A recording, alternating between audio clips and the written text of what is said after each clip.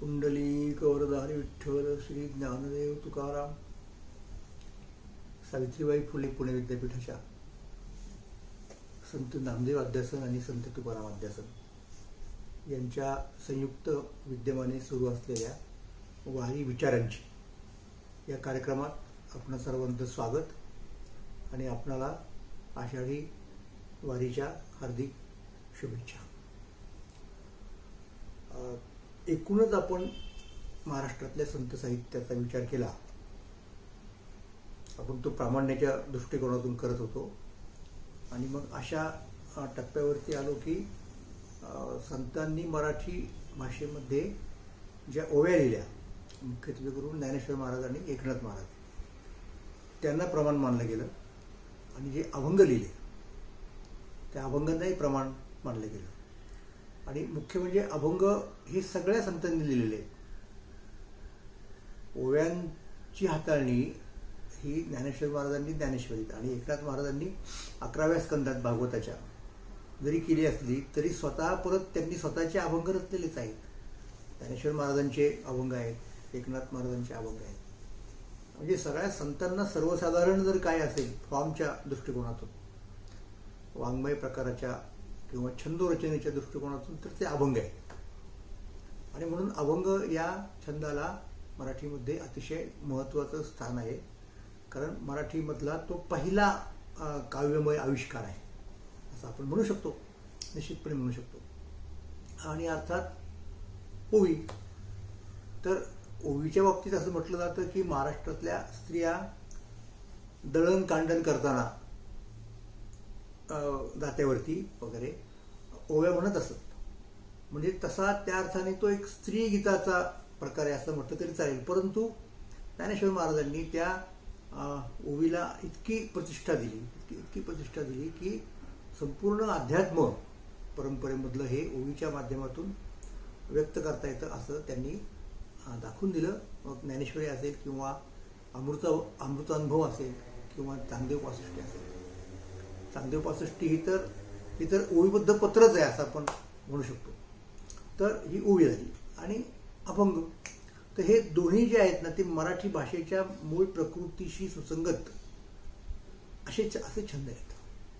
मग बाकी हळूहळू कालाओघामध्ये आणखीन त्याच्यामध्ये लोकांनी काही वृत्त, काही छंद वगैरे यांचा काय म्हणतात त्याला अंतर्भाव केला. आणि मग त्याच्यामध्ये संस्कृत साहित्याला काय म्हणतात त्याला तिथून सुद्धा काही त्यांनी आणली वृत्त, छंद वगैरे वगैरे. आणि मग त्या काळात हळूहळू मराठी कविता अशी स्थिरावली. मग आपण बघतो अलीकडच्या काळामध्ये तशी पुस्तकं देखील निर्माण झाली. म्हणजे माधव जुलियन असतील, नाग जोशी असतील, यांनी या मराठी कवितेच्या छंदांबद्दल, वृत्तांबद्दल काही काही म्हणून ठेवलेले आहे. हे आपण जाणतो सगळे. पण अभंगाचं दुसरं एक वैशिष्ट्य तुम्हाला सांगतो.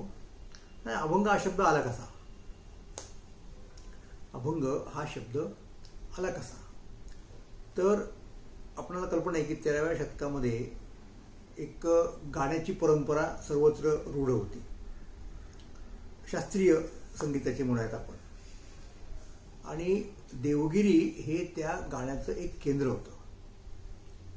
कारण प्रसिद्ध संगीत विवेचक पंडित शारंगदेव हे देवगिरीमध्ये होते. त्यांचे आजोबा पहिल्यांदा तिकडनं उत्तरेकडनं हे मुळातले काश्मीरी पंडित हे देवगिरीला आले आणि यादवराजांनी त्यांना आश्रय दिला. तर त्याप्रमाणे हे म्हटलं तर दरबारचे गायक होते असं म्हणू शकतो आपण, स्वतः शारंगदेव. आणि शारंगदेव दरबारचे नुसते गायक होते अशातला मुद्दा नाही, तर शारंगदेव हे उत्तम संगीत समीक्षक, संगीताचं सिद्धांतन करणारे. मग त्यांनी संगीत रत्नाकर नावाचा ग्रंथ लिहिला. आणि तो ग्रंथ साधारणपणे ज्ञानेश्वर महाराजांच्या अगोदरचा आहे, थोडा काही दशक असेल सुद्धा. आणि तो ग्रंथ अजून सुद्धा भारतीय संगीतावरचा अत्यंत स्टँडर्ड असा ग्रंथ मानला जातो. तर त्यातल्या गायकीची आपण जर साधारणपणे पाहणी केली तर आपल्याला असं दिसतं की भरतमुनींच्या पासून हे चालत आलेलं आहे. नाटकात कोणती पदं गायची वगैरे हे तुम्हाला भरतमुनींच्या नाट्यशास्त्रावरून दिसतं. आणि नंतर संगीत हे स्वतंत्र, म्हणजे गाण्याचं संगीत हे स्वतंत्र झालं. आणि त्याच्यामध्ये जेव्हा शारंगदेवांनी लिहिलं तेव्हा त्या काळामध्ये आपल्याला एक प्रबंध संगीत होतं असं आपण म्हणू शकतो. आता राग रागिण्या वगैरे हा विचार आपल्याला आता या ठिकाणी करायचा नाही, कारण आपण काही संगीतावरती मुख्य बोलत नाही आहोत. आपल्याला अभंग पाहायचा आहे. तर ते प्रबंधाचं एक वैशिष्ट्य होतं प्रबंध गायकीमध्ये, आणि ही गायकी नंतर दक्षिण भारतामध्ये टिकली. अजूनही दक्षिण भारतामधली गायकी ही प्रबंध गायकीच आहे. तर सामान्यपणे त्याचं स्ट्रक्चर जर पाहिलं आपण प्रबंधाचं, आता इथे सुद्धा ज्ञानेश्वर महाराजांनी जे म्हटलं की नाही, विष्णू कृष्ण हरी गोविंद निखिल नामाचे प्रबंध, माझी आत्मचर्चा विशद उदंड गाती. लक्षात घ्या, आत्मचर्चा गाण्याचं ते हे होतं, एक काय म्हणतात त्याला, एक काव्य होतं प्रबंध म्हणजे. शिवाय आणखीनही काही विषय असू शकतील, पण त्याच्यातनं, आणि इथे तुम्हाला वारकरी संप्रदाय आणि महानुभाव संप्रदाय यांच्यामधला एक तात्विक भेद दिसून येतो. हे जेव्हा रवळा कुंभार वगैरे मंडळी चक्रधर स्वामींकडे गेली आणि त्यांना गाऊन दाखवली काही पदं वगैरे आणि गाऊन निघून गेली, तर त्याच्यावरती यांचं मत जेव्हा विचारलं चक्रधर स्वामींचं, तेव्हा त्यांनी कदाचित असं म्हटलेलं आहे बहुतेक माझ्या आठवणीप्रमाणे, की बाई आत्मा काही गावोय, गीती गावोय, गीता गाण्यामधून आत्मा गाता येत नाही. आणि मग त्यांनी त्याची कारणं दिली. आणि हा एक मुद्दा, हा मुळात आत्मा हा विषयच होऊ शकत नाही गाण्याचा, हा पहिला मुद्दा. आणि दुसरा मुद्दा, त्यांच्या विचारांप्रमाणे गाणं हा एक प्रकारचा विषय आहे. गीतू विखो हे एक सूत्रच आहे त्यांच्या सूत्रपाठामधलं. आणि त्यामुळं साधकांनी जर गायलं तर त्याला काही मोक्षविक्ष मिळणार नाही, असा एक त्यांचा अप्रोच आहे. तर वारकऱ्यांचा अप्रोच त्याच्या उलट आहे. माझी आत्मचर्चा उदंड विशद गाती, आत्मा हा गाता येतो असं ज्ञानेश्वर महाराज म्हणतात. आणि तसे प्रबंध आहेत त्याप्रमाणे. तर अभंग हा सुद्धा असाच एक प्रबंध आहे, मराठीमधला प्रबंध आहे. तर साधारणपणे त्या प्रबंधाचं स्ट्रक्चर काय होतं त्या काळात संस्कृतमधल्या वगैरे, ते 5 घटक असायचे. परत तपशील सांगायची मला आवश्यकता नाही, परंतु 5 घटकामधला पहिला जो घटक असतो, पहिलं चरण म्हणजे घटक म्हणजे या ठिकाणी आपण चरण म्हणूया, उद्ग्राह हे मुख्य, हे ते असलंच पाहिजे, म्हणजे पहिलं सुरुवातीचं. दुसरं ध्रुपद, ध्रुपद हे चरण आहे. आणि मी बाकीचे 2 सांगत नाही, परंतु तिसरं सांगतो, कारण कमीत कमी 3 असावेच लागतात. 5 असली तर उत्तम, 4 तर चालतं की नाही मला माहीत नाही, परंतु कमीत कमी 3 तर पाहिजे. ते कोणतं तिसरं? तर तिसऱ्याला त्यांनी नाव दिलं अभोग. तिसऱ्याला काय नाव दिलं? अभोग. आणि अभोगामध्ये काय असतं माहिती का, तो कवी असतो त्या प्रबंधाचा, तो आपलं नाव त्या ठिकाणी सांगतो. तर हे स्ट्रक्चर ज्या वेळेला मराठीमध्ये आलं अभंगाच्या रूपानं, तेव्हा अशाच प्रकारे झालं. पहिलं चरण हा उद्ग्रहात आला, सुरुवात केली जिथे आपण, तिथनं आपण. दुसरं चरण हे ध्रुपद झालं. आणि तिसरं चरण समजा, म्हणजे कमीत कमी 3. तिसरं चरण असेल तर तिथे तो जो अभोग आहे त्याच्यामध्ये त्या कवीचं नाव गुंफण्यात येऊ लागलं.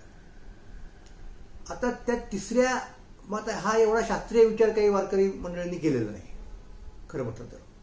पण त्याच्यातनं म्हणजे ध्रुपद म्हणून दाखवतात ते त्यांच्याच हस्तलिखित वह्यांमध्ये जुन्या, कुठल्या चरणाला ध्रुपद म्हणायचं ते लिहिलेलं असतं, नमूद असतं.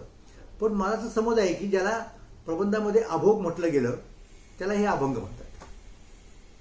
आणि अभंग म्हणजे ते व्युत्पत्तीशास्त्राच्या दृष्टिकोनातून म्हणत नाही मी. मुद्दा कुठला येतो तिथं अभंगाचा, की तिथे ही कुठे करायचा मुद्दा नाही, भंग पावत नाही वगैरे वगैरे, ते ठीक आहे, म्हणजे तो काही विशेष भाग नाही. मुख्य मुद्दा काय माहिती का, की तिथे ते रचणाऱ्याचं नाव घालून, म्हणजे ज्ञानदेव म्हणे व्यासाची एक खुणे, ज्ञानेश्वर महाराजांचं नाव आहे. मग हे म्हणे हा जो प्रकार येतो, मग निवृत्तीनाथांचा असेल, चोखोबांचा असेल, चोखा म्हणे असेल, नामा म्हणे असेल, हे सगळं म्हणे जे आहे ते शेवटी येतं. आणि तो त्या रचनेचा, त्या अभंग नावाच्या प्रबंधाचा म्हणूयात जर संस्कृत शब्द वापरायचा असेल तर तो जो आहे तो शेवटचा चरणाचा मुद्दा तो अभोग आहे.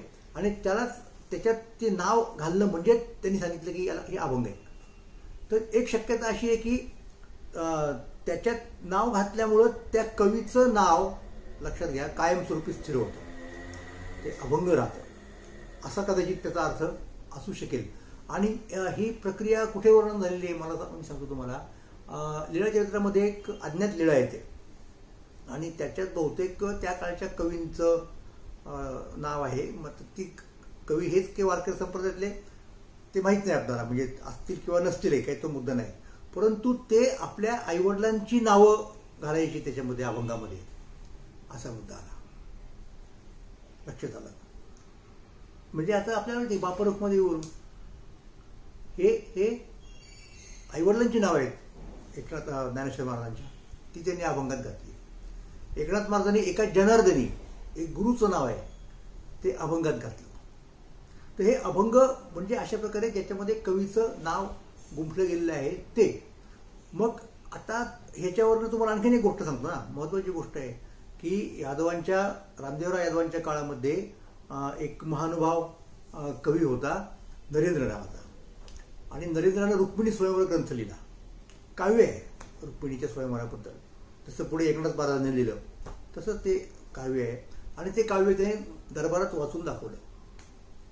आणि ते ऐकून राजा रामदेवराव इतका खुश झाला की तो म्हणाला की या काव्याचा अभंग मला द्या. म्हणजे काय की त्याचं कर्तृत्व, त्याची कर्तृत्व मुद्रा म्हणजे माझ्या नावाने ते जाईल, असा त्याचा अर्थ. तर तो नरेंद्र जरा हे झाला की आता काय करायचं, राजा म्हणतोय, राजाला तर नाही म्हणता येत नाही सरळ सरळ, तो काही पण करू शकतो, शिक्षा देऊ शकतो अर्थात. आणि त्याच्या मोबदल्यात राजाने त्याला भरपूर बिदागी पण द्यायचं कबूल केलं होतं. तो म्हणाला की अहो असं असेल तर चांगलीच गोष्ट आहे. त्यांनी वेळ मारून नेली. फक्त अक्षरं काय म्हणतात त्याला काही अशुद्ध राहिलेली आहेत त्या सगळ्या हस्तलिखितामध्ये.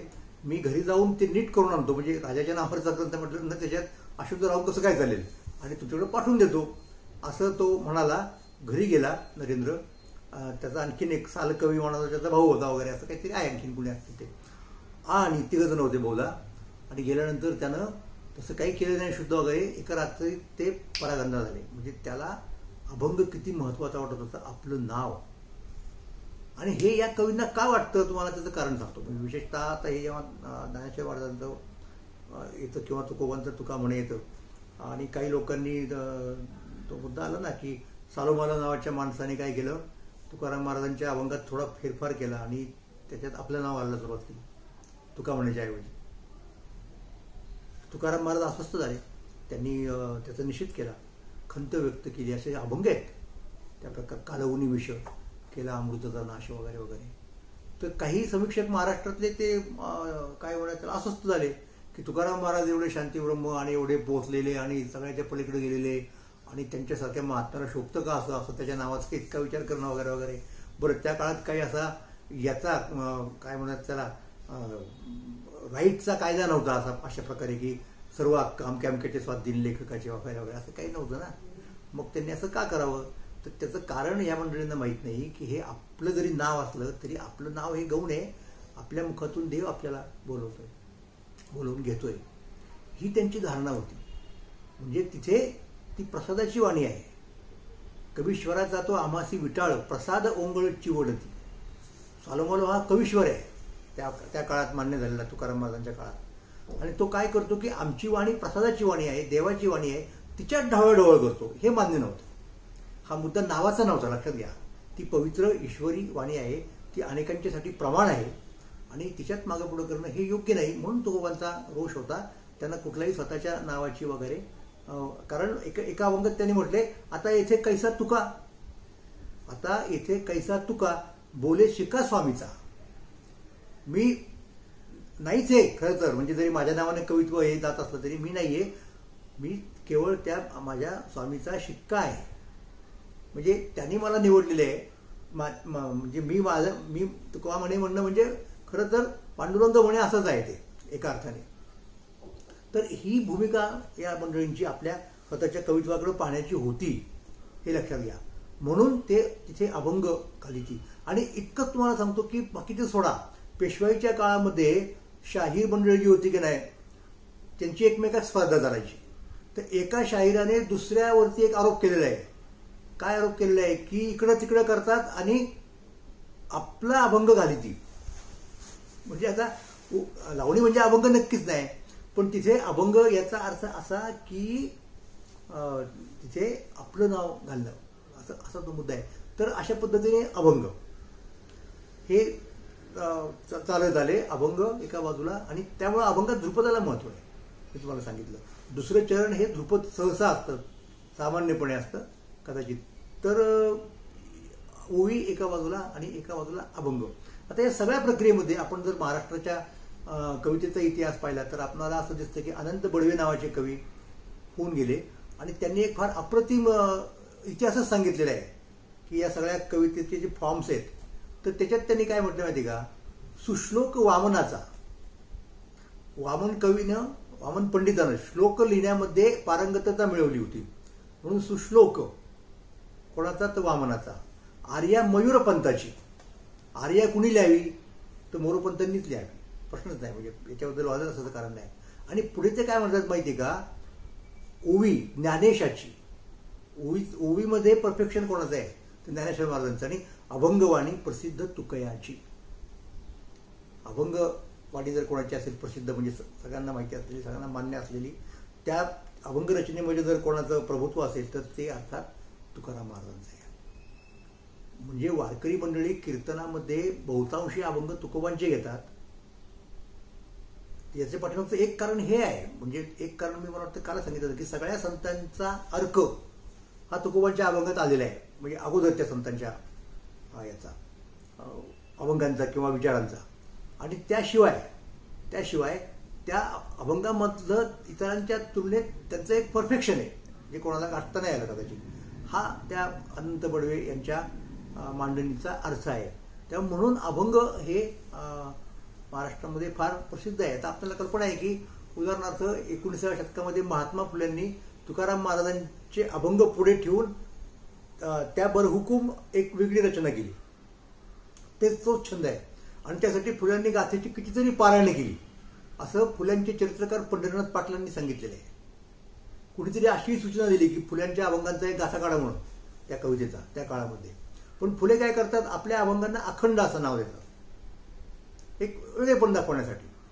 आणि तसंच येते ज्योती म्हणे वगैरे सगळे येतं तुका म्हणेसारखं वेगवेगळे प्रयोग करतात, जसं तुकाराम महाराजांनी केलेले आहेत तसे फुलेही करतात त्या याच्यामध्ये. पण फुल्यांपेक्षा जास्त प्रयोग हे कृष्णाजी पांडुरंग भालेकरांनी केले या अभंग रचनेमध्ये. का, कारण हे साक्षात वारकरी परंपरेमध्येच होते, गायक होते, भजनी गायक उत्तम होते. त्याच्यामुळे त्यांना कल्पना होती की अभंगाचे कोणते कोणते प्रकार आहेत, कोणते कोणते फॉर्म्स आहेत, त्याला कुठल्या चाली लावल्या जातात. आणि ते सगळं त्यांनी त्यांच्या कवित्वात ते लिहिलं की हा त्यांनी केलेला हा अभंग या चालीवरती म्हटला पाहिजे. तर मग फुल्यांनी त्याच्यात प्रभुत्व मिळवलं. फुल्यांनी अशा प्रकारची अभंग रचना केली आणि त्याला अखंड नाव दिलं. आता अखंड जरी कुठनं आलं नाव, ते सुद्धा तुकोबांच्याच अभंगात आलं. अखंड न खंडे अभंग न भंगे तुका म्हणे गंगे मिळणे सिंधू. म्हणजे अभंग शब्दालाच एक पॅरलल शब्द अखंड हा तुकाराम महाराजांच्या याच अभंगातनं आला, एका ओळीत आला. आणि बरोबर फुल्यांचं तिकडे लक्ष गेलेलं असणार आणि त्यांनी मग आपल्या कवित्वाला अभंगाच्या ऐवजी अखंड लिहिलं असणार. धन्यवाद.